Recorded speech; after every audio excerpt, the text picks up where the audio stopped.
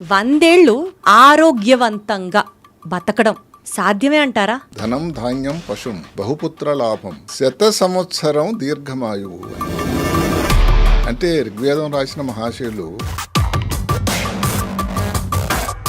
అంటే అనాదిగా ఈ సాంప్రదాయం భారతదేశంలో ఉంది. అంటే సార్ ఇప్పటిదాకా మీరు చెప్పిన ఈ స్టాటిస్టికల్ డేటా ఎప్పుడో జమానా లెక్కలా ఇప్పుడు లెక్కలా? ఈ మధ్య కాలంలో లేటెస్ట్ గా అప్పటికంటే ఇప్పటికి 100 ఏళ్ల కన్నా ఎక్కువ బతుకుతున్న వాళ్ళ సంఖ్య ఎక్కువైందని చెప్తున్నారు. తప్పకుండా చెప్పాలి. ఎందుకంటే మనకు ఇండిపెండెన్స్ వచ్చినప్పుడు లైఫ్ ఎక్స్పెక్టెన్సీ అంటే జీవన ప్రమాణం ఎంత ఉందంటే 40 సంవత్సరాలు. ఇప్పుడు సునాయాసంగా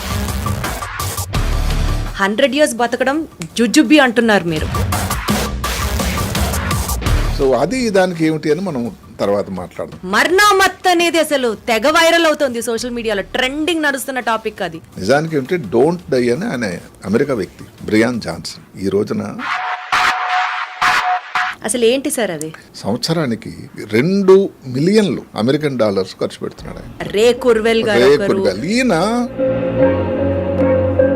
2035 కదా మనిషికి మరణం ఉండదు అని ఒక మాట చెప్పాడు. అంటే కొన్ని నానో రోబోస్ అని వస్తున్నాయి. నానో రోబో అనేది చిన్న రోబో, వాటిని ఛేదించి మళ్ళీ తను వచ్చేస్తుంది.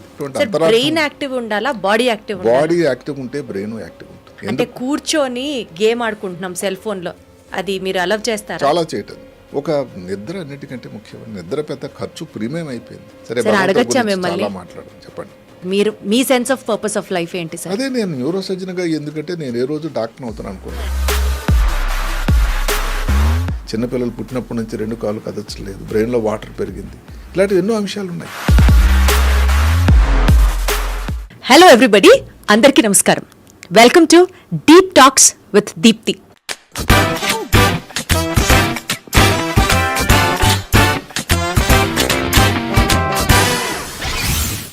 ఇది నిజంగా చాలా డీప్ టాక్ కాన్వర్జేషనే అవుతుంది. ఎందుకంటే నిండు 100 ఏళ్ళు హాయిగా సంతోషంగా ఏ చీకు చింత లేకుండా సంతోషంగా బతకడం అసలు సాధ్యమేనా?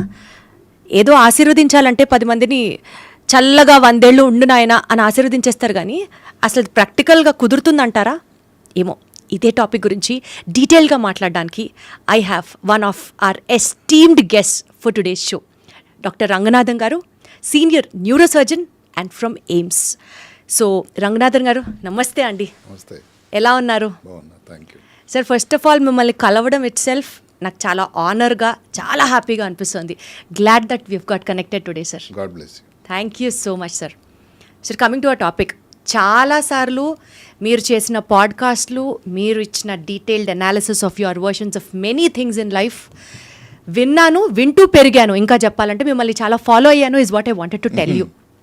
ఈ నేపథ్యంలో ఈరోజు మనం మాట్లాడుకోబోయే సబ్జెక్ట్ 100 ఏళ్ళు సంతోషంగా ఏ చీకుచింత లేకుండా ఆరోగ్యవంతంగా బతకడం చాలా ముఖ్యం అన్నమాట. ముఖ్యం సార్. సాధ్యమే అంటారా? సాధ్యమని చెప్పాలి. నిజానికి ఏమిటంటే ఇది హైందవ సంప్రదాయంలో ఇదేదో కొత్త విషయం కాదు. ఋగ్వేదంలో శ్రీ సూక్తం అని ఉంటుంది.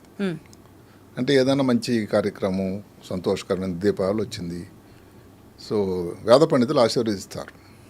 ధనం ధాన్యం పశుం, ధనం ధాన్యం పశుం బహుపుత్ర లాభం శత సంవత్సరం దీర్ఘమాయువు అని.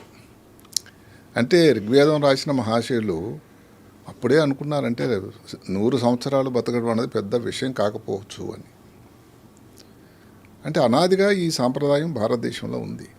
ఈ మధ్యకాలంలో ఏమిటంటే దాని మీద కొంచెం ప్రజలు ఎక్కువ మంది దృష్టి పెడుతున్నారు. అంతవరకు ఎందుకండి, మీరు 100 సంవత్సరాలు దాటిన వాళ్ళని మీరు గణాంకాలు తీసుకుంటే దక్షిణ భారతదేశంలో ఆంధ్ర రాష్ట్రం అంటే సంయుక్త ఆంధ్ర రాష్ట్రం నంబర్ 1. అవును. సరే, ఎక్కువ జనాభా ఉన్నటువంటి ఉత్తరప్రదేశ్లో దగ్గర 2 లక్షల మంది ఉన్నారు. ఒక జిల్లా తీసుకున్నట్టయితే వెస్ట్ బెంగాల్, పశ్చిమ బెంగాల్లో ఉండేటువంటి నార్త్ 24 పరగనాస్ జిల్లా అని ఉంది. అంటే ఇదేదో కొత్త విషయం కాదు. అయితే మారుతున్న పరిస్థితులు, భౌగోళిక పరిస్థితులు, ఆర్థిక పరిస్థితుల వల్ల ఇంకా అందుకోవడానికి కొంత ఎక్కువ ఆస్కారం ఉందని కూడా అనిపిస్తూ ఉంది ఇప్పుడు. అంటే సార్, ఇప్పటిదాకా మీరు చెప్పిన ఈ స్టాటిస్టికల్ డేటా ఎప్పుడో జమానా లెక్కలా ఇప్పుడు లెక్కలా? ఈ మధ్య కాలంలో లేటెస్ట్ కానీ. ఒకప్పుడు మన పూర్వీకులు తాతలు బామ్మలు ఆ జనరేషన్ నడిచేటప్పుడు 116 ఏళ్ళు బతికారు, 120 ఏళ్ళు బతికారు, సునాయసంగా వాళ్ళ పనులు చేసుకుంటూ బతికారు అని విన్నాం అలాగా. అంటే సంఖ్య అక్కడ ఏంటంటే ఒకటి మనకు అప్పుడు గణాంకాలు లేవు, సంఖ్యాపరంగా కొంచెం తక్కువ ఉండొచ్చు. ఇప్పుడు ఇంటర్నెట్లు ఇలాంటి మనకి సౌకర్యాలు వచ్చాయి కాబట్టి దాంట్లో వచ్చినటువంటి ఈ వివరాలు. అంటే పోస్ట్ ఇండిపెండెన్స్ కనుక మనం చూసుకుంటే సార్, అప్పటి నుంచి కనుక చూసుకుంటే ఒక లెక్కగా అప్పటికంటే ఇప్పటికి 100 ఏళ్ల కన్నా ఎక్కువ బతుకుతున్న వాళ్ళ సంఖ్య ఎక్కువైందని చెప్తున్నారు. తప్పకుండా చెప్పాలి. ఎందుకంటే మనకు ఇండిపెండెన్స్ వచ్చినప్పుడు లైఫ్ ఎక్స్పెక్టెన్సీ అంటే జీవన ప్రమాణం ఎంత ఉందంటే 40 సంవత్సరాలు ఉంది. ఇప్పుడు సునాయాసంగా ఎక్కువ మంది భారతీయులు 70 సంవత్సరాలు బతుకుతున్నారు. అసలు 70.2. నేనకి ఏం చెప్తానంటే 70 సంవత్సరాలు బతికినప్పుడు 30 సంవత్సరాలు బతకడం ఎంత కష్టం అంటున్నారా? అంటే దానికి కొన్ని ప్రయత్నాలు, కొన్ని విధానాలు, కొన్ని మార్పులు చేర్పులు అవసరం పడుతుందేమో అని. అంటే చెప్పడం ఏంటంటే 70 వరకు వచ్చినప్పుడు 30 కదా మిగిలింది. దానికి ఆఖరిలో కొన్ని స్కోర్ చెప్తాను నేను. క్రెడిట్స్ ఏది బ్యాంకు పరిభాషలో క్రెడిట్స్ డెబిట్స్ అని. సో అట్లా చేసినట్టయితే డెఫినెట్గా 30 చేరడం పెద్ద కష్టం కాదు నాకు అనిపిస్తుంది. సార్ బేసికల్గా ఇప్పుడున్న పొల్యూషన్ లెవెల్స్ కానీ, ఇప్పుడు మనం తింటున్న ఆహారం కానీ, ఇప్పుడున్న స్ట్రెస్ఫుల్ లైఫ్స్ కానీ ఏది కంపేర్ చేసుకున్నా లైఫ్ ఎక్స్పెక్టెన్సీ తగ్గిపోతుంది. ఒకప్పుడు 100 ఏళ్ళు బతకడం హాయిగా బతికేవాళ్ళు, ఇప్పుడు 60-70 ఏళ్ళకే మనుషులు కష్టపడుతున్నారు అని వింటున్నాం. కానీ మనం మాట్లాడుకునే subject is completely different. 100 years బతకడం జుజుబి అంటున్నారు మీరు.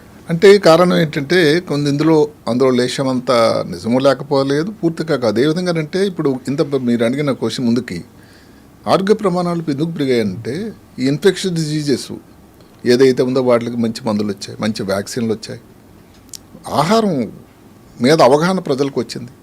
మంచినీరు తాలూకు ఒకప్పుడు మంచినీరు ఊళ్ళలో ఎక్కడుండేది ట్యాప్ వాటర్, ఎక్కడి నుంచో వెళ్ళి తీసుకొచ్చేవాళ్ళు, దానివల్ల ఏదో ప్రాబ్లమ్స్. సో ఇవన్నీ బాగున్నాయి ఇప్పుడు. అదే కాకుండా ఈ సోషల్ మీడియా ఒక విధంగా నేను మెచ్చుకోవాల్సింది ఏంటంటే సోషల్ మీడియా వల్ల ఆరోగ్యం మీద అవగాహన పెరిగింది. అంటే ఈ ఆహారం తీసుకోవాలి, స్మోకింగ్ చేయకూడదు. అంటే ప్రోగ్రామ్ ఉన్నటువంటి అంతమంది కూడా స్మోకింగ్ చేయడం అంటే ఏదైతే పొగ త్రాగడం మానేయకపోయినా దానివల్ల ప్రమాదం ఉంది సుమా అని ఒక హెచ్చరిక వారి మెదడులోకి చొచ్చిపోతూ ఉంది.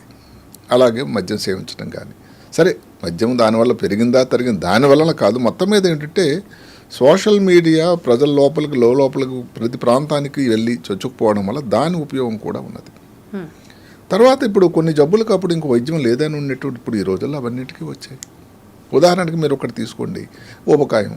సరే కొంచెం తక్కువ మంది ఉండేవాళ్ళు అనుకోండి, ఈ రోజుల్లో ఊబకాయం రొటీన్గా ప్రతి ఊర్లో, ప్రతి చిన్న ఊర్లో కూడా ఎక్కడెక్కడో దానికి బ్యారియాట్రిక్ సర్జరీ అవుతుంది. ఇట్లా ఏ కష్టానికి దానికి ఆరోగ్య ప్రమాణాలు పెరిగాయి. ఎందుకు అంటే దానికి సరైనటువంటి వైద్యం పరిస్థితులు ఇప్పుడు అందుబాటులోకి వచ్చాయి. అందువల్ల పొల్యూషను ఇవన్నీ స్ట్రెస్ అనేది, అందుకని మనం చెప్పబోయే సూత్రాల్లో కొన్ని దగ్గర ఆఖరిలో కొన్ని 7 సూత్రాలు చెప్తాను నేను. అవి ఇప్పుడు కూడా వదిలించుకోవాలి, చేయగలిగితేనే 30 సంవత్సరాలు వెళ్ళగలం. సో అది దానికి ఏమిటి అని మనం తర్వాత మాట్లాడదాం. ఈ ట్రెండింగ్ ఇప్పుడు ఏమిటంటే అవును సార్, సోషల్ మీడియా అని మీరు నాకు అన్న వెంటనే I was waiting to ask you that. మర్నామత్ అనేది అసలు తెగ వైరల్ అవుతుంది సోషల్ మీడియాలో, ట్రెండింగ్ నడుస్తున్న టాపిక్ అది. వాస్తవానికి ఏమిటంటే ఆ మహానుభావుడు ఎవరైతే ఈ మాటను తీసుకొచ్చాడో నిజానికి ఏమిటంటే డోంట్ డై అని ఆయన అమెరికా వ్యక్తి, మల్టీ మిలియనర్ బ్రియాన్ జాన్సన్. ఈ రోజున బాంబేలో ఉన్నాడు, 4, 5, 6 బెంగళూరు వెళ్తాడు. ఆయన ఒక కాన్సెప్ట్ తీసుకొచ్చాడు, డోంట్ డై అని. దానికి సరే హిందీలో ఏంటంటే మర్నామత్ అని.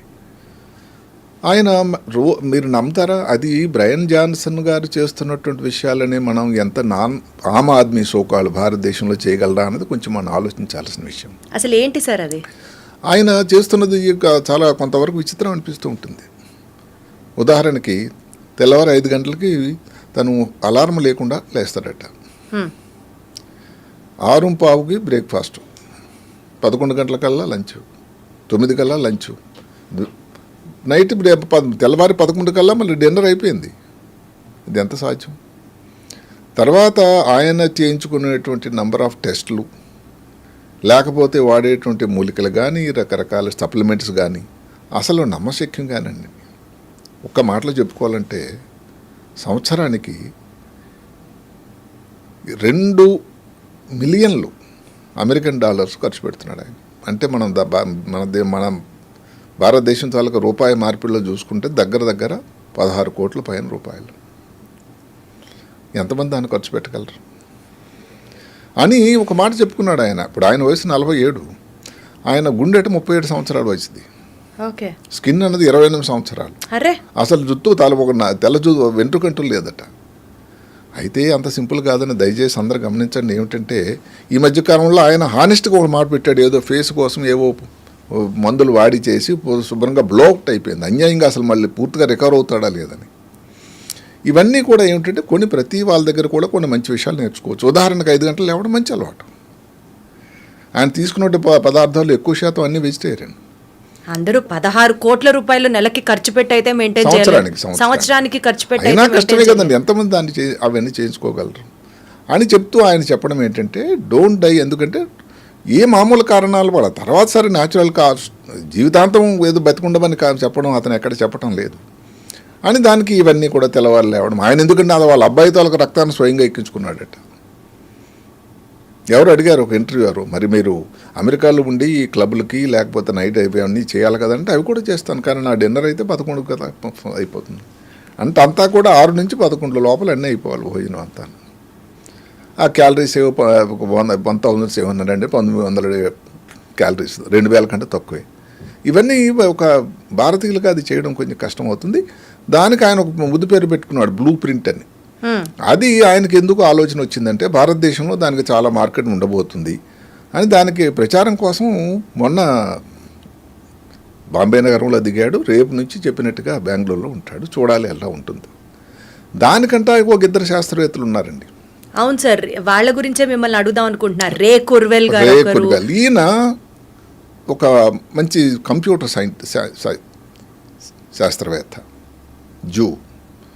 ఆయన ఆ మధ్యన ఒక అంటే 2035 కల్లా అందరూ గమనించండి, ఇక్కడ మరణం ఉండదని కాదు, మామూలుగా వయసును బట్టి వచ్చే మరణాలు అంటే ఏదో 70 సంవత్సరాలు 80 సంవత్సరాలు వేసరికి చనిపోవడం అన్నది 2035 కదా, మనిషికి మరణం ఉండదు అని ఒక మాట చెప్పాడు. కానీ దానికి కొన్ని ప్రమాణాలు ఉన్నాయి ఆయన దగ్గర. అది అందరికీ కూడా సాధ్యమేమో కూడా అనిపించేటువంటి మాటలు. అంటే కొన్ని నానో రోబోస్ అని వస్తున్నాయి. ఇప్పుడు ఇంతకుముందు ఏమిటి, క్యాన్సర్కి ఏదైనా వైద్యం చేసేవారు అనుకోండి, రేడియేషన్ ఇచ్చేవారు. రేడియేషన్ ఇస్తే చుట్టుపక్కల ప్రాంతం కూడా కొంత డ్యామేజ్ అయ్యేది. కీమోథెరపీ ఇచ్చేవారు. కీమోథెరపీలు ఏమిటి, ఏదైతే క్యాన్సర్ ఉన్న ప్రాంతం కాకుండా ఇంకా చుట్టుపక్కల ప్రాంతం కూడా దాని ప్రభావం పెను ప్రభావం వచ్చిన సన్నివేశాలు ఉన్నాయి. నానో రోబో అనేది చిన్న రోబో. ఓకే. అది రక్తం నుంచి పంపిస్తారు. ఓ, అది ఎక్కడైతే అందులో మందు ఉండి ఆ క్యాన్సర్ కణాల సముదాయం ఉంది అక్కడికే వెళ్ళి వాటినే ఛేదించి మళ్ళీ తను వచ్చేస్తుంది. అంటే చుట్టుపక్కల ప్రాంతానికి ఏమాత్రం ప్రమాదం ఉండదు. అలాంటి నానో ర్యాబోస్ వల్ల ఏజింగ్ వల్ల ఏదైతే కణాలు అవన్నీ డ్యామేజ్ అవుతూ ఉంటాయో వాటిలన్నిటినీ ఏర్పాడిస్తుంది. ఈయనకు ఇంకొక మాట ఏమిటంటే ఆయన మంచి సైన్స్ జ్యోతిష్యుడు. ఆయన చెప్పాలి కంప్యూటర్ జ్యోతిష్యుడు. ఆయన ప్రిడిక్షన్స్ ఏవైతే ఉన్నాయో అంటే ఎవరో ఈ పలానా వ్యక్తి గెలుస్తాడు అని చెప్పుడు, ఇంకా గేమ్ కాకముందే చెస్ ఛాంపియన్ అవుతాడని అనటోల్ కార్పమ్ అని చెప్పాడు. కంప్యూటర్ ఎప్పుడు వస్తుందని చెప్పాడు. ఇలాంటి చాలా చెప్పాడు ఆయన. అందులో 85% కరెక్ట్ అయినాయి. అందువల్ల ప్రజలకి 2030 సంవత్సరం కోసం అందరూ కూడా ఊపిరి బిగబట్టి చూస్తున్నారు చెప్పినవి. అంటే ఆయన చెప్పింది ఏంటంటే మరణాలు ఉండవని కాదు, నార్మల్ కారణాల వల్ల. ఇప్పుడు క్యాన్సర్ వచ్చిందనుకోండి ఎవరు ఆపగలరండి, ఇంకేదైనా వచ్చిందనుకోండి ఎవరు ఆపగలరు. నార్మల్గా వయసుతో వచ్చినట్టు మార్పుల వల్ల మరణాలు జరగవు అని రే కుర్వెల్ చెప్పారు. ఇంకా అందరికంటే నాకు భారతదేశానికి సంబంధించి కొంతవరకు అందుబాటులో దగ్గరలో ఉండేది మాట డాన్ బ్యూట్నర్ అని ఒక ఆయన ఒక మంచి వండర్ఫుల్ బుక్ రాశాడు. ఆయన ఆ బుక్ తాలూకా టైటిల్ ఏమిటంటే learn how to live longer from the people who lived the longest. అంటే ఎక్కువ సంవత్సరాలు బతికిన వాళ్ళ దగ్గర నుంచి ఎక్కువ సంవత్సరాలు బతకడం ఎలా నేర్చుకోండి అని. అదే కదా సార్ మన పూర్వీకుల నుంచి మనం చూసి చేస్తున్నది అది. దానికి ఆయన చాలా ప్రయత్నం చేశాడు, మంచి పరిశోధన చేశాడు. నేను దాన్ని నిజంగా చాలా మెచ్చుకుంటాను. దానికి ఆయన పేరు పెట్టాడు బ్లూ జోన్స్ అని. అంటే ఆ ప్రాంతాలకు వెళ్ళాడు ఆయన. అక్కడ ఉండేటువంటి ఎక్కడెక్కడైతే వాళ్ళు ఎక్కువ సంవత్సరాలు బతుకుతున్నారు అక్కడికి వెళ్ళాడు. ఉదాహరణకి ఆ బ్లూ జోన్స్ అన్నవి 5. సరే ఈ మధ్యకాలంలో 6ది కూడా చేరింది. 5 ఏమిటి? జపాన్లో ఒకహామా, కాలిఫోర్నియా దగ్గర లోమా లిండా, అలాగే ఇటలీలో సార్డీనియా, నికోసియా, ఆ తర్వాత ఐకారియా అంటే గ్రీసులోన, ఇవన్నీ ఒక ప్లేస్లకు వెళ్ళి అక్కడ ఎక్కువ సంవత్సరాలు బతుకుతున్నారట. సార్ బేసికల్గా ఎక్కడన్నా ఇండియా పేరు చెప్తారేమో అని వెయిట్ చేశాను నేను. అంటే దాని గురించి కూడా మనం ఇంకొక చెప్పబోతున్నాం. ఏమిటంటే అలాంటి ఆలోచన అన్నది ఇండియన్ శాస్త్రవేత్తలకు ఇంకా రాలేదు కాబట్టి ఇంకా ఆ సమయం వచ్చింది ఇక్కడ కూడాను. ఇప్పుడు ఉదాహరణకి ఇందాక చెప్పుకున్నాము, ఆంధ్రప్రదేశ్లో ఎక్కువ సంవత్సరాలు సెంటినేరియన్స్ ఉన్నారు. మరి ఇక్కడ ఏమిటి స్థితిగతులు, ఎందుకు ఇక్కడ ఇంతమంది ఇక్కడ ఇన్ని సంవత్సరాలు ఉంటున్నారని కొంచెం చూడాల్సిన సమయం వచ్చింది కదా. ఆయన అక్కడికి వెళ్ళి వాళ్ళతో ఉండి వాళ్ళ భోజనం తెల్లవారు నుంచి ఏం చేస్తారు, వాళ్ళ రొటీన్ ఏమిటి, అదే కాకుండా వాళ్ళందరూ గ్రూప్గా కుటుంబంతో ఉంటున్నారా లేదా, చర్చికి ఎన్నిసార్లు వెళ్తారు, లేకపోతే వాళ్ళ ప్రేయర్లో ఏముంటుంది, తెల్లవారు లేచి నుంచి ఏం చేస్తారు, వాళ్ళ ఆహారంలో మార్పులు, ఇవన్నీ ఆయన గమనించాడు. ఈ 5 ప్రాంతాలు ఏవైతే మనం చెప్పుకున్నాం అన్నింటిలో కూడా అలాంటివి అలవాట్లు ఉన్నాయట. ఏమిటవి? వాళ్ళు మొక్క జాతి నుంచి ఏదైతే ఉందో ప్లాంట్ ప్రోడక్ట్స్ ఎక్కువ తీసుకుంటారు, నాన్ వెజిటేరియన్ చాలా తక్కువ తీసుకుంటారు. అలాగే తెల్లవారు లేవగానే ఒక సెన్స్ ఆఫ్ పర్పస్, భగవంతుని నమ్మండి, దేవుడిని నమ్మండి అని.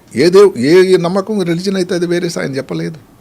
అంటే సెన్స్ ఆఫ్ పర్పస్ అంటామంటే నేను ఈరోజు లేచి ఇప్పుడు నా జీవిత అర్థం పరమార్థం ఏమిటి, ఏం చేయబోవాలి, ఎవరికి నేను సాయం చేయాలి, ఎవరికైనా సాయం చేస్తే అది ఒక సంతోషం కదా అని ఒక సెన్స్ ఆఫ్ పర్పస్ ఉండాలి. మనం ఈ డెబిట్స్ క్రెడిట్స్ చెప్పుకున్నప్పుడు ఈ మాట కూడా ఉంది. అలాగే చాలా గట్టిగా నొక్కి ఒక్క అంశం చెప్పిన ఏమిటంటే 4 సార్లు కనీసం టెంపుల్కి వెళ్ళాలట.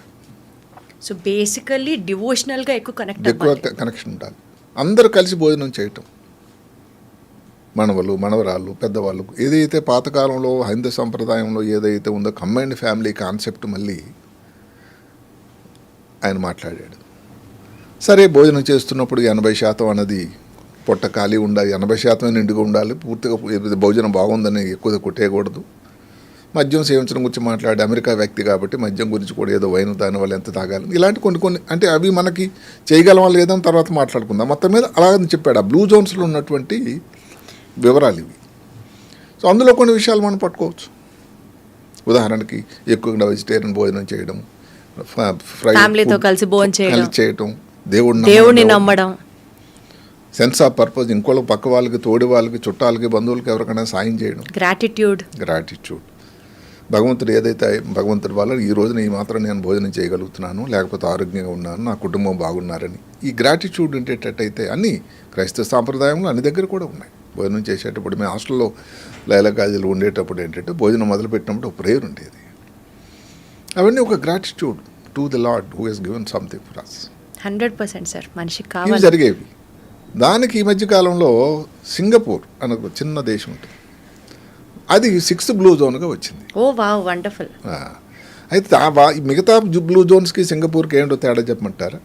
ఇది క్రియేటెడ్ సిటీ, ఆర్టిఫిషియల్ సిటీ. వాటిలాగా న్యాచురల్గా అవన్నీ కూడా సముద్ర తీర ప్రాంతంలో ఉన్నాయి, దూరంగా. అంటే ఈ హసల్ బజల్ ఏదైతే మీరు అన్నారో పొల్యూషన్ ఇలాంటి దూరంగా ఉన్నారు. మరి ఇక్కడ కాదు కదా, అది చాలా అధికంగాను, చాలా ఇండస్ట్రియల్ కంట్రీ, చిన్న కంట్రీ అయినా కానీ పర్ఫెక్ట్ ప్లాన్తో నిర్మించుకున్నారు. చాలా డిసిప్లిన్ కంట్రీ. Correct sir. అసలు ఎవరు కూడా చూయింగ్ గమ్ అయితే దానికి ఒక కింద ఊచారంటే దానికి ఒక ఫైన్ ఉంటుందండి.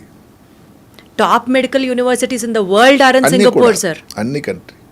అయితే అక్కడ నుంచి కొన్ని మనం నేర్చుకోవాల్సింది ఏంటంటే 10 సంవత్సరాల క్రితం ఒక యావరేజ్ సింగపూర్ వ్యక్తి ఆయు ప్రమాణం 65 సంవత్సరాలు. ఇప్పుడు ఎంత సంవత్సరాలు ఉన్నాయో తెలుసా? 85. My God. ఎస్, 20 సంవత్సరాలు ఈ 10 ప్రాంతంలో పెరిగింది. Despite of being the most busiest place.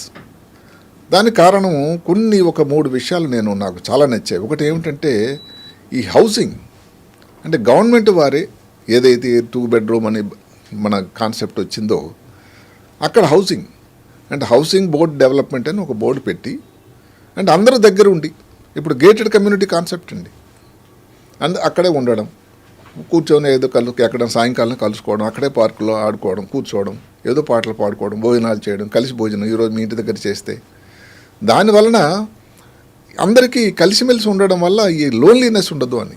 ఆ తర్వాత మనం చెప్పుకుంటాం లోన్లీనెస్ అనేది ఏకాకే ఉండడం అన్నది అన్నిటికంటే పెద్ద డిజీజ్ అయిపోయింది ఇప్పుడు.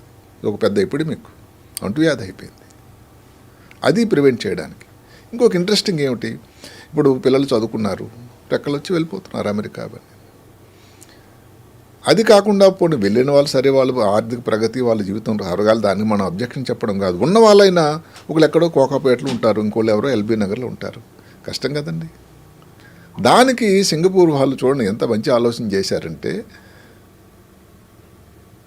ఎవరైతే దగ్గరలో ఉంటారు, ఇప్పుడు వాళ్ళ అమ్మ నాన్న ఎక్కడో ఒక ఫ్లాట్స్లో ఉన్నారనుకోండి, అదేదో ఒకటి ఖాళీ అయింది, రీసేల్కి వచ్చింది, వీళ్ళు కానీ దాన్ని కొనుక్కోవడానికి వెళ్తే 40,000 సింగపూర్ డాలర్లు ఇది ఇస్తున్నారు రాయితీ.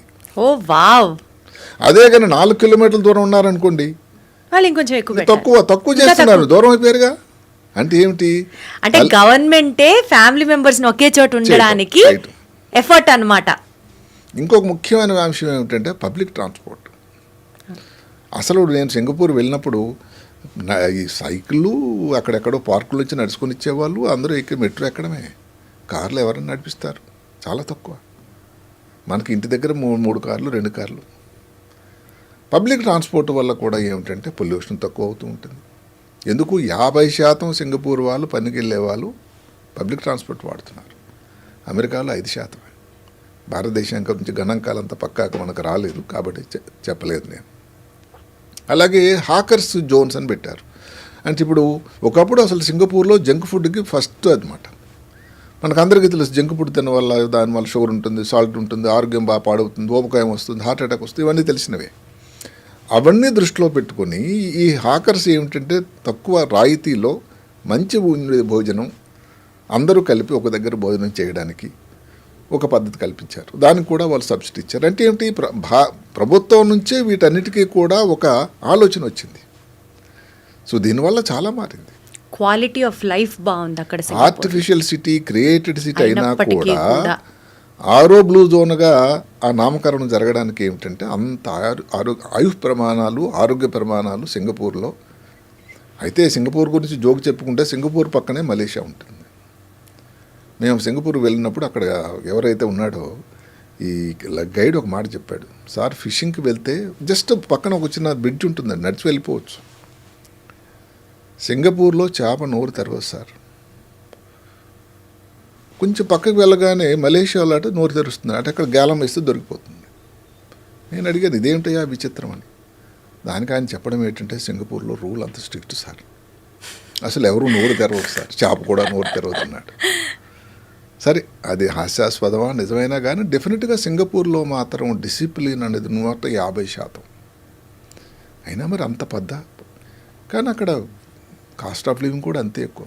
కాస్ట్ ఆఫ్ లివింగ్ అంతే, సంపాదన అంతే, ఎవ్రీథింగ్. ఆ ఎండకు ఆ గాలి ఉండాలి సార్. అయితే ఇవన్నీ ప్రభుత్వం వాళ్ళు కూడా ఇన్ని రాయితీలు ఇవ్వాలి, ఇన్ని చేయాలి, ఇన్ని సబ్సిడీలు ఇవ్వాలి, బికాజ్ ఎవ్రీథింగ్ ఇస్ డిసిప్లిన్. కానీ ఈ 3 వాళ్ళైతే ఆలోచనలు ఏవైతే ఉన్నాయో నాకు కూడా చాలా నచ్చినటువంటి ఆలోచనలు. సార్ ఇప్పుడు ఈ 3 సైంటిస్టుల గురించి మాట్లాడుకుందాం. అంటే వాళ్ళ 3 థియరీస్ని మనం సమరైజ్ చేసుకునే ప్రయత్నం చేద్దాం. రే కుర్వెల్ గారిది కానివ్వండి, జాన్సన్ గారిది కానివ్వండి, డీన్ బట్టర్ గారిది కానివ్వండి, రంగనాథ్ గారు సమరైజ్ చేసి ఆడియన్స్ కి చెప్పాలి అంటే 7 sutras of life by Ranganath గారు, సప్తపది జీవన సప్తపది ఫర్ 100 years. ఏం చాలా చెప్తారు సింపుల్ అండి, పెద్ద కాంప్లికేటెడ్, దానికి పెద్ద ఖర్చుతో కూడుకున్నది కాదు. ఉదాహరణకి ఒకటి ఉంది, ఈట్ రైట్. భోజనం తీసుకునేదే సరైన భోజనం you are what you eat అంతే. అంటే ఏమిటి, ఇప్పుడు నా దాంట్లో కొంచెం నాన్ వెజిటేరియన్ తాలూకు పాలు తక్కువ ఉండాలి, ఇందాక చెప్పినట్టుగానే ఏదైనా ఫ్రూట్స్ కానీ మీ ఊర్లో దొరికినవే, కొంచెం సాల్ట్ తక్కువ ఉండాలి, ఈ గ్రిల్డ్ ఫుడ్ అవన్నీ తీసుకోకూడదు. ఏమైపోతారు సార్ ఈ చాట్ బండ్ల వాళ్ళు, పానీపూరి బండ్ల వాళ్ళు, జంక్ ఫుడ్ వాళ్ళు ఏమైపోతారు సార్? వాళ్ళు బతకాలి, వాళ్ళు కూడా భారతీయులే. అయితే ఇప్పుడు నేను చెప్పేది ఎవరెవరైతే 100 సంవత్సరాలు ఉండాలి అని అభిలాషించుకుంటున్నారు, ఇలాంటి కొన్ని కట్టుదిట్టం అయితే చేసుకోవాల్సిన. అందుకనే దానికి ఈట్ రైట్ అన్నారు. Eat right. సో రైట్ అంటే కరెక్ట్గా ప్లాంట్ ప్రోడక్ట్స్ తినడం, ఫ్రూట్స్ తీసుకోవడం, సాల్ట్ తక్కువ, షుగర్ తక్కువ తీసుకోవడం. ఇందాక చెప్పినట్టుగానే భోజనం చేస్తున్నప్పుడు 80% ఉండి 20% ఖాళీ ఉంచడం, ఎందుకంటే జీర్ణం అవ్వడానికి. అది ఈట్ రైట్. ఫస్ట్ సూత్రం eat right. Keep your body right. Right. Take care of your body. ఉదాహరణకి వెయిట్ అండి, ఈ రోజుల్లో చాలా ప్రాబ్లం అయిపోయింది. ప్రతి ఎక్కడ చూసినా కానీ ఊబకాయం. ఇందులో ఇంతవరకు నేను సర్జన్గా ఎవరికి కూడా నేనేదో దానికి అడ్వర్టైజ్మెంట్ చేయడం కాదు, కానీ ప్రజల్లో ఉన్నటువంటి భయం ఆందోళన పోవాలి సర్జరీ గురించి. ఈ విషయం అదే చెప్తుంది. మాటకి ఇప్పుడు ఎవరైనా ఈ బ్యారియాట్రిక్ సర్జరీ ఊబకాయం కోసం సర్జరీ చేసి చాలా విరివిగా జరుగుతున్నాయి. మీరు నమ్ముతారా? 10 సంవత్సరాలు ఎక్కువ అవుతుందట వాళ్ళ ఆయు ప్రమాణం. అద్భుతం. క్యాట్రాక్ట్ వచ్చిందనుకోండి 9 సంవత్సరాలు. క్యాట్రాక్ట్ అంటే ఏం సింపుల్, ఉదయం ఇప్పుడు ఏంటిది అసలు పొద్దున ఆపరేషన్ చేయించి సాయంత్రం డిశ్చార్జ్ అయిపోతారు సార్. Day care. కరెక్ట్. ఇప్పుడు హిప్ సర్జరీ వచ్చింది, హిప్ రీప్లేస్మెంట్ సర్జరీ వచ్చింది, రోబోస్ వచ్చాయి, 2 రోజులని నడిపిస్తున్నారు. ఓ అమ్మో హిప్ సర్జరీ అంటే ఇంక జీవితాంతం బెడ్ మీద ఉంటామని ఒక ఆలోచన ఉండేది. సరైనది కాదండి. హైదరాబాద్ నగరంలోనే కనీసం 6 డజన్ చోట్ల ఇంకా ఎక్కువ ఉన్నాయేమో రోబోస్ సౌకర్యం ఉంది. 2 రోజులు అయిపోతారు. 10 సంవత్సరాలు మీకు పెరుగుతుంది దానివల్ల. సెన్స్ ఆఫ్ పర్పస్ ఏదైతే మనం దాకా అనుకున్నామో, భగవంతుడు ఎందుకు నేను ఈరోజు కూడా ఉన్నాను, ఎవరికి నేను సాయం చేయాలి, చేస్తే దానిలో సంతోషం ఏంటి, దానిలో నాకు ఆనందం ఏంటి, నా జీవిత పరమార్థం ఏమిటి, దానికి అర్థం ఏమిటి, నువ్వే కల్పించావు తండ్రి అని చెప్పుకుంటే ఇంక 7 సంవత్సరాలు అవుతుందట. 4 సార్లు ఏదైతే టెంపుల్కి వెళ్ళి భగవంతుని దాన్ని అయ్యా అని. సార్ మనం 1 by 1 మాట్లాడుకుందాం. సెకండ్ మనం కీప్ యువర్ బాడీ రైట్ దగ్గర ఉన్నాం. So third theory will be exercise. అంటే యాక్టివ్గా కీప్ యువర్ బాడీ రైట్ అంటేనే మనం ఎక్సర్సైజ్ చేయాలి దానికి కదా. నేను చెప్పిన ఏది ఆరోగ్యంగా ప్రాబ్లమే వచ్చిందనుకోండి, ఉదాహరణకి పాలీఫార్మసీ ఎక్కువ మందులు వేసుకోకూడదు, డాక్టర్ గారి తాలూకా పర్యవేక్షణలో ఉండాలి. ఇప్పుడు హిప్ ప్రాబ్లం వచ్చిందనుకోండి, దానికి వైద్యం ఆ డాక్టర్ గారు చెప్పినట్టు నీ జాయింట్ అనుకోండి, దానికి ఇన్ని సంవత్సరాలు ఎక్కడ లేదు, కానీ దానివల్ల డెఫినెట్గా మీకు ఏదో ఈ మిగతా ఊబకాయం రావడం, హార్ట్ అటాక్లు, బీపీలు ఇవన్నీ రాకుండా ఉండడానికి, ఆరోగ్యం పెరగడానికి అవకాశం ఉంది. ఇంకో మాట నేను అందులో మాటల్లో చెప్పకపోయాను. ఇందులో ఒక నెగిటివ్ మాట కూడా ఉంది. నెగిటివ్ పాయింట్స్ ఉన్నాయి. అంటే డెబిట్ అవుతుంది. ఏమిటది? ఇప్పుడు ఎవరికైనా డయాబెటీస్ చాలా ఎక్కువ ఉంది. Diabetes correct. కాలలో చిన్న గాయం అయిందంటే అది మానదు. అవును. అందువల్ల దానికి అలాగ డ్రెస్సింగ్ చేస్తూ ఇవి చేసి చివరికి కాలు తీసేటువంటి పరిస్థితి. ఆ డయాబెటిక్ ఫుట్ అంటారు దాన్ని. Correct sir. దానికి కానీ సరిగ్గా సత్వరణ వైద్యంగా చేయకపోతే ప్రాణాపాయం అది. అలా చేయకపోవడం వల్ల 15 సంవత్సరాలు నెగిటివ్ అయిపోతుందట. సో అన్నీ పాజిటివ్ మాటలే మనం చెప్పటం లేదు, అంటే ఇందులో కూడా ఉన్నాయి. ఇప్పుడు మీరు అడిగారు మూడోది ఏది యాక్టివ్, కీప్ యాక్టివ్. ఎక్సర్సైజ్ అనేది దగ్గర కీప్ యాక్టివ్. అసలు ఒక వయసు వచ్చిన తర్వాత ఏదో పని చేస్తూ ఉండాలి ఉదయం నుంచి సాయంకాలం వరకు. ఎక్కడ చేస్తారు సార్? అసలు పొద్దున్న సాయంత్రం వరకు ఏం చేస్తారు సార్? మనకి అన్ని రోబోలు వచ్చేసి, మెషిన్లు వచ్చేసి, ఆ మొబైల్, ఆ రోబోలు దానివల్ల అయిపోయింది. నేను చెప్పేది ఏంటి, ఇంటి దగ్గర అనుకోండి ఏవో పుస్తకాలు సర్దుతున్నారు, న్యూస్ పేపర్లు సర్దుతున్నారు అనుకోండి, 5 పేపర్లు ఉన్నాయి. ఇంతకుముందు 5 కలిపి ఒకసారి పెట్టేవాళ్ళు. మీరు 2 సార్లు 3 సార్లు దాన్ని విభజించండి.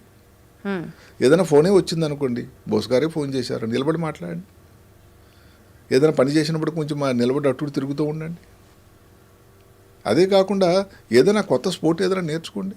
సార్ 60 ఏళ్లలో 70 ఏళ్లలో కూడా కొత్త స్పోర్ట్లు దానికేమిటి, ఇప్పుడు ఏదో దాన్ని షటిల్ ఆడక్కర్లేదండి. ఏదైనా స్పోర్ట్ అంటే ఇప్పుడు మాటకి మీరు వాకింగ్ క్లబ్ అని ఉంది, లాఫింగ్ క్లబ్స్ ఉన్నాయి, అందులో మెంబర్స్గా చేరండి. సింపుల్గా ఏదైనా కొత్త విషయం ఇంకా నేర్చుకోండి. ఇలాంటివి చేస్తుంటే యాక్టివ్ ఉండాలి. దానిలో ఉన్నటువంటి బ్రెయిన్ యాక్టివ్ ఉండాలా, బాడీ యాక్టివ్ ఉంటే బ్రెయిన్ యాక్టివ్ ఉంటుంది. అంతే కదండి. అంటే కూర్చొని గేమ్ ఆడుకుంటున్నాం సెల్ ఫోన్లో, అది మీరు అలవ్ చేస్తారా? చాలా చేయటది. అందులో మొబైల్లో కూడా 2 రకాలు ఉన్నాయి, పాసివ్, యాక్టివ్ అని. పాసివ్ అంటే ఏమిటి అంటే మీరు ఇంకా అలా స్క్రోలింగ్ చేస్తూ ఉంటారు, స్క్రోలింగ్ దానివల్ల చాలా చేయటం.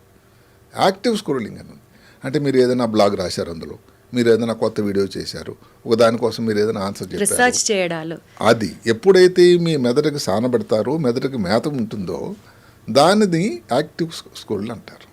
అది చాలా ఉపయోగకరం. అది మనం గంటలు కూడా తిట్టిపోయి అదే కదా. అందుకని చెప్తున్నాను, ఏదైతే ఉందో మొబైల్ అనేది గొప్ప సాధనం, కానీ అది మించి దాటిపోయినట్టయితే వచ్చే ఇబ్బంది ఇది. Okay sir. So third point exercise, యాక్టివ్గా ఉండాలి. Got it sir. 4th Sutra of life. తర్వాత నాలుగోది ఏమిటి, ఇదేమిటంటే చూస్ యువర్ హ్యాపీ ప్లేస్. అంటే ఏమిటి, మీరు అక్కడికెక్కడో గార్డెను లేకపోతే ఏదో పార్కు అక్కడికి వెళ్ళి చెప్పిన ఇందాక సేమ్ సింగపూర్ వాళ్ళు చేసినట్టు మిరపకాయ బజ్జీ సెంటర్ దగ్గరికి వెళ్తే సైక్లింగ్ చేయండి. మిరపకాయ బజ్జీలో చాలా ఆయిల్ ఉంటుంది. లేదు ఇంకొకటి ఏదైతే సెపరేట్గా ఉండడం మాత్రం ప్రయత్నించకండి, లోన్లీనెస్. ఎవరైనా రూమ్మేట్ని పెట్టుకోండి. లోన్లీనెస్ గురించి మాట్లాడుతూ ఒక అమెరికా శాస్త్రవేత్త, అదే కాక సర్జన్ జనరల్ అంటారు ఆయన, భారతదేశ సంతతి. లోన్లీగా ఉండే వ్యక్తుల వల్ల ఏంటంటే ఒక డజన్ సిగరెట్లు ఒక రోజు కాలిస్తే ఎంత ప్రమాదమో అంత ప్రమాదం అంటే లోన్లీగా ఉండి. ఇందాక చెప్పిన ఇంకొకటి ఏంటి, దగ్గర చుట్టాలకి బంధువులకి మనం సాయం చేస్తే, ఇది చాలా జాన్ హాప్కిన్స్ కాలేజీ నుంచి వచ్చినటువంటి స్టడీ. దాని వలన దగ్గర 15 సంవత్సరాలు ఇంకా హ్యాపీగా బతకొచ్చట. అద్భుతం. అలాగే మీరేమిటంటే ఈ ఎక్కడ ఆరోగ్యము ఎక్కడ మనకి ఒక్కరే ఉన్నారనుకోండి, ఓ దగ్గరలో హాస్పిటల్ సౌకర్యం ఏదైనా వెళ్ళాలని చేయాలని. నేను మామూలుగా కొంచెం ఈ మొబైల్ వాడకానికి నేను వ్యతిరేకనైనా ఈ చాటింగ్ గ్రూప్స్ ఏదైతే వాట్సాప్ గ్రూప్ కొంతవరకు దాని ఉపయోగకరం కూడా ఉంది. ఏదో మిత్రులతోని, పాత మిత్రులతోని, ఎవరో మా కాలేజీ వాళ్ళు లేకపోతే ఎయిమ్స్ వాళ్ళతో మాట్లాడుతూ ఉంటే ఒకప్పుడు ఎక్కడండి దొరికేవాళ్ళు. అంటే గెటింగ్ కనెక్టెడ్ టు కనెక్టెడ్ అంటే అలా కనెక్ట్ అవ్వడానికి ఫోన్ ని ఇది ఒక వాడుకోవచ్చు. సాధనం. అయితే కంటిన్యూస్గా కూర్చొని ప్యాసివ్ ఇది మాత్రం గాట్ ఇట్ సార్. దానివల్ల sir, so choose your happy place, that's the fourth choose Sutra your of happy life. Place. Got it. Relaxation. అది ఫిఫ్త్ సూత్రానా సార్? అవునండి. రిలాక్స్ అంటే ఏమిటి, ఒక నిద్ర అన్నిటికంటే ముఖ్యమైన నిద్ర పెద్ద ఖర్చు ప్రీమియం అయిపోయింది. 7 నుంచి 8 గంటలు హాయిగా సార్ మీరు నిద్ర. నమ్మరు, 60 ఇయర్స్కో లేకపోతే 50 ఇయర్స్ దాటిన వాళ్ళు పెద్దవాళ్ళు నిద్ర పట్టట్లేదు అని చెప్తే వినేవాళ్ళం. అసలు 30 ఏళ్ళ వాళ్ళకి, 25 ఏళ్ల వాళ్ళకి కూడా నిద్ర లేదు ఈ రోజుల్లో. అదే సరిగ్గా కదండి, అదొక పెద్ద ప్రీమియం అయిపోయింది. అది ఎగ్జాక్ట్లీ అది కాస్ట్తో కూర్చొని వస్తువు కరెక్ట్ సార్. అయిపోయింది. స్లీప్ నిజానికి సెల్స్ ఉన్నాయి సార్, స్లీప్ సెంటర్స్ ఉన్నాయి సార్ హైదరాబాద్ లో, బోల్డ్ మెట్రో సిటీస్ లో తెలుసు ఉన్నాయి. నాకు. ఎందుకంటే నిద్ర అన్నది కారణం ఏంటంటే పేదవాడైనా, భాగ్యవంతుడైనా, ఏ జాతి వాడైనా, ఏ మతం వాడైనా భగవంతుడు ఇచ్చినటువంటి ఒక వరం. ఇప్పుడు మధ్యాహ్నం ఏదో పని చేస్తూ ఉంటాడు, ఏదో బండ మీద పడుకుంటాడండి. ఏం ఏసీ ఉంది, ఏం హంసతులికా తలుపు ఉందండి. ఆకలి రుచెరగదు, నిద్ర సుఖం ఎరగదు. సుఖం ఎరగదు. మరి అలాంటి నిద్ర రాకపోవడం ఏమిటి? మీరు ఏ టైంకి నిద్రపోతున్నారు? సృష్టికర్త తయారు చేసినప్పుడే మెదడులో మెలటోనిన్ అని ఒక హార్మోన్ తయారు చేశాడు, నిద్ర రావడానికి కార్యభూతమైనటువంటిది. ఇప్పుడు చీకటి పడిన తర్వాత దాని తాలూకా తయారీ మొదలవుతుందట, ఉత్పత్తి. ఓకే రాత్రి 1 గంట 12 ప్రాంతంలో మ్యాక్సిమం పీక్ వస్తుంది. ఓకే 4 గంటల నుంచి తగ్గిపోతూ ఉంటుంది. ఇప్పుడు చాలామంది వచ్చి నిద్ర నేను పడుకుంటాను డాక్టర్ గారు అని అంటే, ఎప్పుడు పడుకుంటావా అంటే 11 పడుకొని 7కి లేస్తానండి. ఎక్కడుందండి మెలటోనిన్? మెలటోనిన్ వెలుతురు వస్తే దాని సెక్రేషన్ ఆగిపోతుందండి, చీకట్లో వస్తుంది.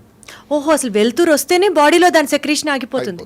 ఎప్పుడు సార్ దాని ప్రీమియం సెక్రేషన్ రాత్రి, మధ్యరాత్రి, అది కూడా చీకటి. ఇప్పుడు మీరు మొబైల్ వాడుతున్నారు, దాని బ్లూ లైట్ వస్తూ ఉంటుంది, దానివల్ల మన మెలటోనిక్ హాని జరుగుతూ ఉంటుంది. సో బ్లూ లైట్ కూడా మెలటోనిన్ సెక్రేషన్ కి హార్నెస్ అవుతుంది. ఏదైతే చెప్తామంటే ఈ ఎలక్ట్రానిక్ పరికరాలు ఏవి కూడా నిద్ర పూసే సమయంలో కడు దూరంలో ఉండాలి. ఏదో మొబైల్లో మెసేజ్ వచ్చింది చూడడం, ఒక మెయిల్ చూడడం, దానికి ఆన్సర్ చేయడం, ఎట్లంటే నిద్ర పడుతుంది. సో నిద్ర అనేది 7 నుంచి 8 గంటలు. 7 నుంచి 8 గంటలు ఇవాళ రోజున సార్ అవసరం. అలా అయితేనే మీరు మెదడుకి ఏదైతే జరుగుతుందో ఏమిటంటే అమ్మ, మెదడు కూడా ఒక ముఖ్యమైన అవయవం. అది ఉదయం నుంచి సాయంకాలం వరకు 24/7 365 డేస్ ఇంకా పని చేస్తూనే ఉంటుంది కదండి. దానికి కూడా రెస్ట్ అవసరం కదా.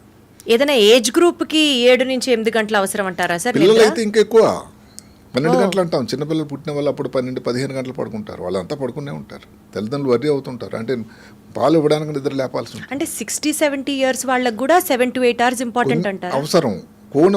ఒక గంట మనం రాయితీ ఇచ్చినా కానీ, ఎందుకంటే ఆ సమయంలో కొంతవరకు నిద్ర సమయం తక్కువ అవుతుంది. కానీ ఎవరైతే ఇంతసేమో నిద్రపోగలిగితే వాళ్ళు అదృష్టవంతుల కింద. అదృష్టవంతులు సార్ నిజంగా. అదే కాకుండా ఆఫ్టర్నూన్ న్యాప్ అని ఉంటుందండి, మధ్యాహ్నం సియస్టా. అది కానీ ఒక 20 నిమిషాలు. మళ్ళీ దాంట్లో ఏమిటి, నిద్ర మంచం పడుపు మీద పడుకోకూడదు, కూర్చొని. అది 2:30-3 నుంచి మధ్యాహ్నం. అదేం లెక్క సార్? అదంతే. ఎందుకంటే మరి దీని మీద పడుకున్నారనుకోండి, ఇంకా మరి లేవరు మీరు. 20 నిమిషాల తర్వాత ఎక్కువ గంట సేపు పడుకున్నారనుకోండి, ఈరోజు బాగుంది అనుకొని, మరి రాత్రి నిద్ర ఎలా వస్తుందండి? అంటే మధ్యాహ్నం పూట నాప్ 20 to 30 minutes ఉండాలి అంతే. శాస్త్రం ఇది దానే నాప్ అంటారు. అది చిన్న ఇది నిద్ర అనమాట. కళ్ళు మూసుకొని అలా పడుకోవడం, జస్ట్ ఒక చిన్న రెస్ట్ లాగా అంతే. అదే కాకుండా ఇంకా రిలాక్సేషన్ ప్లేస్ ఏదైతే ఈ స్పా అని మన ఇప్పుడు వచ్చింది, ఈ మధ్యన హైదరాబాద్లో కూడా చాలా చోట్ల ఉన్నాయి. వాటిని ఫిన్లాండ్లో ఒకటి, ఏది హ్యాపీయెస్ట్ కంట్రీ ప్రపంచంలో ఏది తెలిసిన? ఫిన్లాండ్. బిందాస్ ఉంటారు వాళ్ళు. అంటే గత 7 సంవత్సరాల నుంచి ఆ దేశాన్ని కొట్టగలిగిన దేశం ఇంతవరకు లేదు. అమెరికా లేదు, సింగపూరు లేదు. అక్కడ ఏమిటంటే వీళ్ళందరూ ఇదే హ్యాపీ. ఎవరో చెప్పారు నాకు, ఇంక అక్కడ ఆ మధ్యన వెళ్ళి ఫిన్లాండ్ దర్శించిన వాళ్ళు, ఒక వస్తువే పోయింది అనుకోండి ఎక్కడో పార్కులో, మీరు నమ్ముతారట, ఎవరో వెతుకొని వచ్చి మీకు ఇస్తారట. అంత మంచి వాళ్ళు ఉంటారు అక్కడ. మంచి వాళ్ళు ఉన్నారు అక్కడ. అంటే అది ఆ దొంగిలింపడం అనేది చేయటం అలాంటి లేని అలవాట్లు ఆ దేశం తాలూకా భౌగోళిక పరిస్థితి అది. అందులో ఒక ముఖ్యమైన మాట సౌనా, అంటే టెంపరేచరు వెట్ టెంపరేచర్ని రెగ్యులేట్ చేసేటువంటి ఒక దాంట్లోకి ఈ యంగ్స్టర్స్ వీళ్ళందరూ సౌనాకి వెళ్తారట. దానివల్ల పూర్తిగా రిలాక్స్ అయిపోతారు. సరే, సౌనా అన్నది ఇక్కడ లేకపోయినా కానీ స్పా కల్చర్ నెమ్మదిగా అదే వచ్చింది. సోనా బాత్ అంటూ ఉంటారు కదా సౌనా సార్. బాత్ అంటే అదే అక్కడ ఫిన్లాండ్లో ఆరిజిన్ అయింది. దానికి ఒక మంచి మ్యూజికల్ ఇన్స్ట్రుమెంట్ నేర్చుకోండి. మీరేదో సంగీత విద్వాంసులు లేకపోతే ఏదో ఇది ఇవ్వడానికి, ఏదో కచేరీ ఇవ్వడానికి కాదు. అది మీ మెదడుకు సానపడుతుంది. పజిల్స్ ఏమైనా చేస్తూ ఉండండి. రీడింగ్ రీడింగ్ చేయండి. మొబైల్ తగ్గించండి, చదువుకోండి. ఆ అలవాటు రీడింగ్ హ్యాబిట్ మొదలు పెట్టండి. మళ్ళీ స్ట్రెస్ అన్నది తీసేయండి.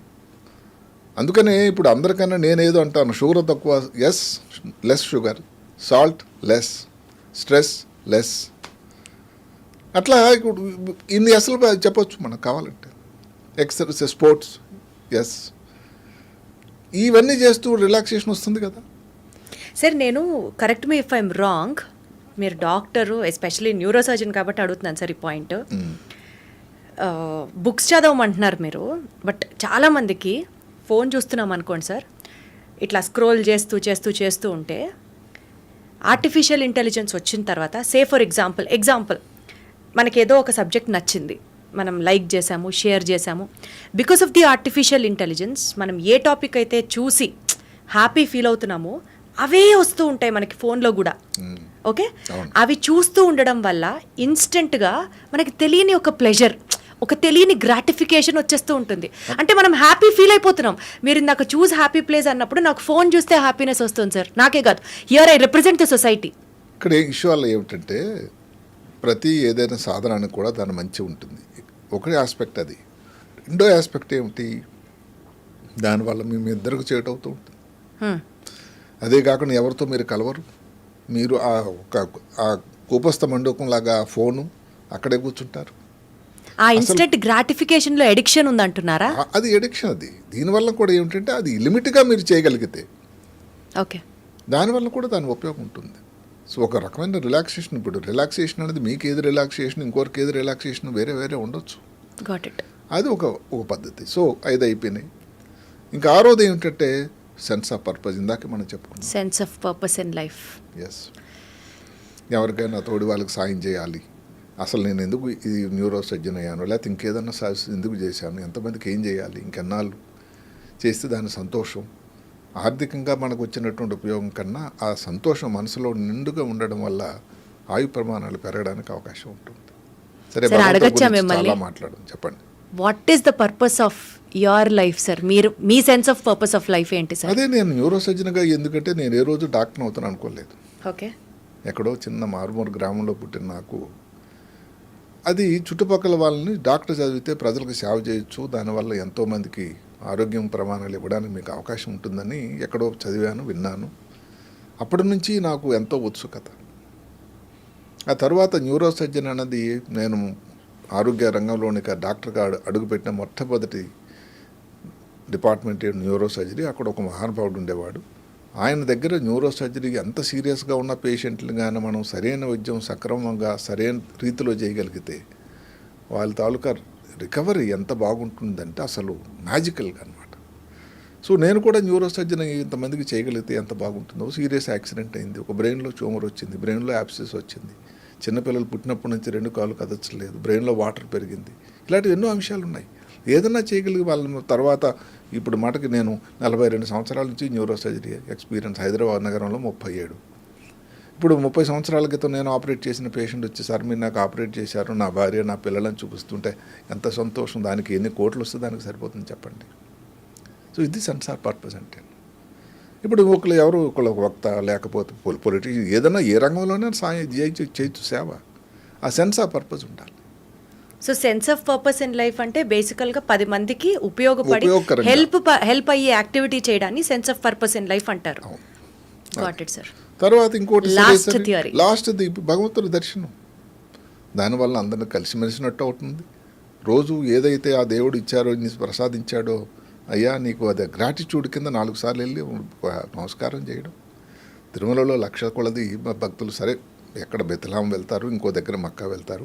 ఇంతమంది అనే కష్టాలు కోర్చి లేకపోతే హజ్ యాత్ర మీరు చూస్తూ ఉంటే అంత వేడిలో అసలు మాడిపోతారని అనుకుంటే మరి ఇంతమంది భక్తులు ఆ నమ్మకంతో వెళ్తున్నారంటేనే ఆ పరమాత్మ ఎక్కడో ఉన్నాడు, దానివల్ల మంచి జరుగుతుంది మా కుటుంబానికి అనేటువంటి ఆ నమ్మకం. మరి ముస్లిం సోదరులు నమాజ్ 5 సార్లు చేయడం, ఇంకా ఎక్కువ సార్లు చేయడం దీంట్లో. అదే కాకుండా శనివారం ఉపవాసాలు ఇవన్నీ కూడా ఇందాక ఏదైతే మనం చెప్పుకున్నామో సేమ్ అవన్నిటికీ ఒక నాంది ప్రస్తావన ఇవన్నీ కూడా. అందువల్ల ఏమిటంటే నేను చెప్పేది భారత ప్రభుత్వం ఏంటంటే దీనికి కొన్ని సౌకర్యాలు ఏదైతే ఉదాహరణకి ఇప్పుడు ది ఓల్డ్ పీపుల్కి జెరియాట్రిక్ వార్డ్స్ అని వచ్చాయి. ఏంటి సార్ అది?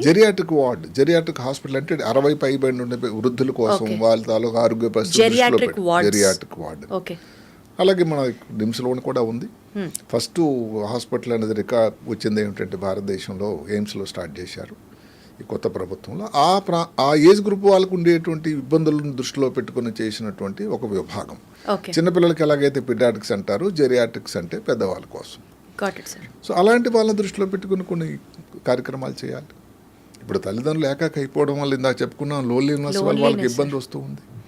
అందువల్ల దగ్గర వాళ్ళ పిల్లలు ఇందాక ఏదైతే సింగపూర్ గవర్నమెంట్ ఇన్సెంటివ్ ఏదైతే ఇస్తున్నారో వాళ్ళ తల్లిదండ్రుల దగ్గరికి కానీ వాళ్ళ ఇల్లు కానీ తీసుకునేటట్టయితే 40,000 సింగపూర్ డాలర్స్ దూరం వెళ్ళిపోతే తగ్గిపోతుంది సుమా. సో ఇవన్నీ కొన్ని ఇన్సెంటివ్ ఇలాంటి క్రియేట్ చేయాలి. ఈ హౌసింగ్ ఏదైతే ఉందో అందరూ చుట్టుపక్కల సమాజంలో ఒక దగ్గర అంటే బై ఫోర్స్ అన్నా కానీ అందరూ ఒక దగ్గర ఉంటారు. లేకపోతే ఎక్కడో ఒక ఐసోలేటెడ్ ప్లేస్లో ఉంటే ఎప్పుడు కలుస్తారండి ఏకాగ్గానే ఉండడం. ఇలాంటివన్నీ కూడా ఆ ప్రాంతం నుంచి మనం నేర్చుకోవడం. ఇప్పుడు ఈ 5 బ్లూ జోన్స్లో కలిసి అందరూ భోజనం చేయడం, అందరూ కలిసి భోజనం చేస్తారు. ఇంట్లో డైనింగ్ టేబుల్ మీద కలిసి తినడానికి అలాంటప్పుడు మరి ఇంకెక్కడ ఇప్పుడు అంటే మనం అనుకుంటాం కానీ సార్ ఇలాంటి చిన్న చిన్న acts of love and kindness between the family members కూడా లైఫ్ ఎక్స్పెక్టెన్సీని పెరగడానికి కారణాలు అవుతాయంటే నాకు ఆశ్చర్యంగా ఉంది. లేదు, ఇవి చిన్న విషయాలే అయితే ఏదో చిన్నది ఏదో బిందువులాగా సముద్రం అవుతుందిలాగా ఇవన్నీ కానీ ప్రాక్టీస్ చేయగలిగితే ఇవన్నీ సైన్స్ ప్రకారం ఆధారాలతో కూడినటువంటి విషయాలు కాబట్టి తీసిపడడానికైతే లేదు. ఎవరైతే దీనిని ఆ విధంగా చేయగలిగితే ఆచరించగలిగితే డెఫినెట్గా ఇందాక మనం చెప్పుకున్నట్టు ఉదాహరణకి బ్యారియాట్రిక్ సర్జరీ చేయించుకున్నారు అంటే మనం ఇప్పుడు డెబిట్స్ క్రెడిట్ స్కోర్ వేసుకుందాం సార్. అంటే ఏమిటి బ్యారియాట్రిక్ సర్జరీ చేయించుకుంటే 9 సంవత్సరాలు 9-10 సంవత్సరాలు. క్యాట్రాక్ట్ అందరూ భయపడతారు, క్యాట్రాక్ట్ అమ్మో ఏమైనా కంట్లో పాడిపోతే. డెబిట్స్ మాట్లాడుకుంటే సార్ బేరియాట్రిక్ సర్జరీ గురించి దాంట్లో ఉన్న దాన్ని రిస్క్ అంటే మీరు చూస్ చేసుకున్నట్టు ఇప్పుడు ఒకప్పుడు బ్యారియాట్రిక్ సర్జరీ కన్నా ఇప్పుడు ఏమిటంటే అది చాలా విరివిగా సెటిల్ ఒక స్టాండర్డైజ్డ్ అయింది. కాంప్లికేషన్ చాలా తక్కువ. అంటే సర్జరీ అంటే ఏ కాంప్లికేషన్ లేదని కాదు. అయితే అక్కడ ఆ 5%, 3%, 2% గురించి మాట్లాడతారా, 95% ఉపయోగం గురించి మాట్లాడతారు. అలాగే బ్యారియాట్రిక్ సర్జరీ దానివల్ల మీకు గుండెపోటు రావడం కానీ, షుగర్ రావడం కానీ, బీపీ రావడం కానీ ఎంత తగ్గిపోతుంది. మీ ఆరోగ్యం పెరగకపోవడానికి ఏమవుతుందండి? అదే మీరు కదలికితే ఇదైపోతుంది కదా, మీకు హిప్ పని చేయట్లేదు, అక్కడ ఇన్ఫెక్షన్ ఏదో వచ్చింది, డాక్టర్ గారు సర్జరీ చెప్పినా చేయించుకోవట్లేదు, 10 సంవత్సరాలు మీకు లాస్ అయిపోయినట్టేగా. కాలు మీకు ఇన్ఫెక్షన్ వచ్చింది, చూద్దాం దానికి మీరే వైద్యం చేసుకుంటుంటే 15 సంవత్సరాలు లాస్ అయిందిగా. నీ జాయింట్ ఆపరేషన్ ఇప్పుడు ఎన్ని జరుగుతున్నాయంటే రోజుకి 100 జరుగుతున్నాయి హైదరాబాద్లోనే. ఎందుకు అన్నట్టు దానివల్ల కదలిక ఉంటుంది. ఎందుకంటే నొప్పి వల్ల అలాగ కూర్చుని ఉండిపోవడం అయిపోయింది. దానికి తోడు ఈ టీవీ వచ్చిన తర్వాత చూడడము, ఇంకా బొబ్బకాయం రాకేమవుతుంది, ఇంకా జాయింట్లు ఇంకా స్టిఫ్ అయిపోతాయి. ఇంకా ఈ చెప్పినటువంటి దాని తాలూకు వచ్చిన ఇబ్బందులన్నీ కూడా పెరుగుతూ ఉంటాయి. ముందు చెప్పినటువంటి లైఫ్ స్టైల్ డిజీజ్ ఏమిటవి, షుగర్, బీపీ, ఊబకాయం, హార్ట్ అటాక్, ఇవన్నీ కూడా ఇప్పుడు యాక్టివ్గా మీరు ఉండేసరికి అలా రావడానికి అవకాశం ఎక్కడ ఉందండి? ఎవరైతే యాక్టివ్గా ఉండగలిగితే ఉదయం నుంచి సాయంకాలం వరకు ఏదో పని కావాలని ఏదో రన్నింగ్ రేసు లేకపోతే ప్లే గ్రౌండ్లో ఫుట్బాల్ ఆడమని కాదు 70 అప్పుడు యాక్టివ్గా ఉండేసరికి ఇవన్నీ ఇబ్బందులు కానీ తగ్గిపోతాయి కదండి. సార్ ఇప్పుడు మార్కెట్లో ఏదో ఏజ్ రీడిఫైనింగ్ మెడిసిన్స్ అని చెప్పి, దాని తర్వాత ఏజ్ రివర్సింగ్ టెక్నిక్స్ అని చెప్పి, దానికోసం మందులు అని చెప్పి ఇట్లా బోల్డ్ సోషల్ మీడియాలో ట్రెండ్ అవుతున్నాయి, మందులు వచ్చాయి. ఎందుకంటే ఆర్థిక ప్రమాణాల పెరుగు నుంచి భారతదేశంలో కానీ అమెరికాలో కానీ ఏమిటంటే ఇంకా ఇంకా ఎక్కువ బతికి ఉండాలి అనేటువంటి ఒక ఆశ ప్రజల్లో ఎక్కువ వచ్చింది. మీరు నమ్మండి, సోషల్ మీడియాలో ఏదో ఒక అంశం, ఎవరో వ్యక్తి ఒక కొత్త డైట్ రాశాడు, 5 P's అవాయిడ్ చేయమని, వాళ్ళకి టాంగో అని. ఆయన ఇటాలియన్ బేసికల్లీ. ఆయన వచ్చి అమెరికాలో సెటిల్ అయ్యాడు. తర్వాత ఆ మధ్య నాకు వెళ్ళి చూసేసరికి ఇటలీలో ఎవరైతే సన్నంగా చక్కగా ఉండేటువంటి వ్యక్తులు దొడ్డు అయిపోయి ఒబేసిటీ వచ్చిందట. అప్పుడు ఆలోచిస్తే పిజ్జాలు తినొద్దన్నాడు. నమ్మండి, ఇంకా పిజ్జా అసలు ఆరిజిన్ ఎక్కడ వచ్చింది? ఆస్ట్రేలియాలో, ఇక్కడ ఇటలీలోనే. సో అలాగా 5 P'లు చెప్పాడు. 5 P's ఆర్ పాయిజన్ అన్నాడు. అంటే అది ట్రెండింగ్ ఇప్పుడు అలాగైపోయిందని. అంటే ఏమిటి, ఎక్కువ పెరగడం, ఎక్కువ హ్యాపీగా ఉండడానికి 5 P's. ఒకటి అన్నాడు పిజ్జా, రెండోది పాస్తా, మూడోది పొటాటో, భారతీయులకు చాలా ప్రియమైంది, విన్నారు కదా. అలాగే 4వది అక్కడ ఒక బ్రెడ్ దొరుకుతుందట, ఆ బ్రెడ్ వాడకూడదని చెప్పారు. పీటా బ్రెడ్ అది ఇటలీలో. లాస్ట్ది ఏమిటంటే విచిత్రంగా అనిపిస్తూ ఉంటుంది, ప్రోటీన్ తినకూడదా అని ఆయన చెప్తాడు. అదే కదా నేను చెప్పేది. ఏంటంటే వాళ్ళు చెప్పింది వేదం లేకపోతే భగవద్గీత కన్నా మంచి తీసుకుంటే తప్పులేదు. మంచి మనం తీసుకుందాం. ఉదాహరణకి ఇప్పుడు పొటాటో అనుకోండి, దాంట్లో కార్బోహైడ్రేట్స్ వద్దు. పిజ్జా అన్నది డెఫినెట్గా అంత మంచిది కాదు. పాస్తా డెఫినెట్లీ తప్పు. వైట్ బ్రెడ్ అది, వైట్ బ్రెడ్ అయితే అన్ని దగ్గర అన్ని పరిశోధనలు కూడా వైట్ బ్రెడ్ బ్రౌన్ బ్రెడ్ కంటే ఎక్కువ హేతువాదం అండి. బేసికల్లీ ఇవన్నీ రిఫైన్డ్ షుగర్స్ తోనే చేసినవి, రిఫైన్డ్ మైదా, వీట్ ఫ్లవర్. అందువల్ల అవి అవాయిడ్ చేయమని. సరే, ప్రోటీన్ గురించి ఆయన చెప్పాడు, అది అందులో మనం 5 నుంచి 4 కుదిద్దాం, అది వేరే సంగతి. మొత్తం మీద నేను ముందు నుంచి చెప్పిందల్లా ప్రతిదీ ఎవరో చెప్పింది మనం దీనిలోకి పరిగణలోకి తీసుకోకుండా మనం ఉన్న ఉనికిలో, మనం ఉన్న పరిస్థితుల్లో, భౌగోళిక పరిస్థితుల్లో, అవైలబిలిటీలో ఏది మంచి అని తీసుకున్నట్టయితే భారతదేశంలో కూడా ఏదైతే సంఖ్య ప్రస్తుతానికి ఏది ఎక్స్పెక్టేషన్ ఏమిటండి, ఇప్పుడు ఉన్నది టోటల్గా భారతదేశంలో సెంటినేరియన్స్ అంటే 100 సంవత్సరాలు పైబడి ఉన్నవాళ్ళు 2.5%, 5 లక్షలు అంటే 2.5 లక్షలు ఉన్నారు. 2050కి ఈ సంఖ్య 6 లక్షలు అవుతుందట. అంటే ఇంకెక్కువ సంవత్సరాలు గడవాలంటే ప్రభుత్వం నుంచి, వ్యక్తుల నుంచి, కుటుంబాల నుంచి, ఎందుకంటే అమెరికా నుంచి ఫోన్ల వల్ల కాదు కదండి కూడా ఉండడం చేయటం అన్నది. మరి ఎంత తేడా వచ్చింది చెప్పండి ఎక్కడ మీరు సింగపూర్లో. ఇవి కానీ ఏదైతే పాత సాంప్రదాయం ఏదైతే కమాండ్ ఫ్యామిలీస్, మనవరాళ్ళు, మళ్ళీ సీతారామయ్య గారి సినిమారాళ్ళు అయితే మరి కష్టం కదండి మనవరాళ్ళలాగా. అందువల్ల ఇది ఎవరిని కించపరచడానికి కానీ ఎవరిని కానీ, ఒకవేళ ఒక వ్యక్తి నేను 100 సంవత్సరాలు ఉండాలి, ఆరోగ్యవంతంగా ఉండాలి, మళ్ళీ దానికి ఎవరో మహానుభావుడు ఏది బెంజమిన్ కెండిల్ అని ఒక కెనడియన్ సైకాట్రిస్ట్ చెప్పాడు, longevity is useless if you are on the bed for long. Absolutely true sir. Use ఏంటండి? కరెక్ట్. అందుకనే మనం అది పెట్టి ఆరోగ్యవంతమైనటువంటి 100 సంవత్సరాలు. అది చేయాలంటే కొంత ప్రయత్నం అయితే అందరి తరపు నుంచి తోతంగా కావాల్సి ఉంటుంది. అది పెద్ద కష్టమైనటువంటిది, ఖర్చుతో కూడుకున్నది పెద్ద కానే కాదు.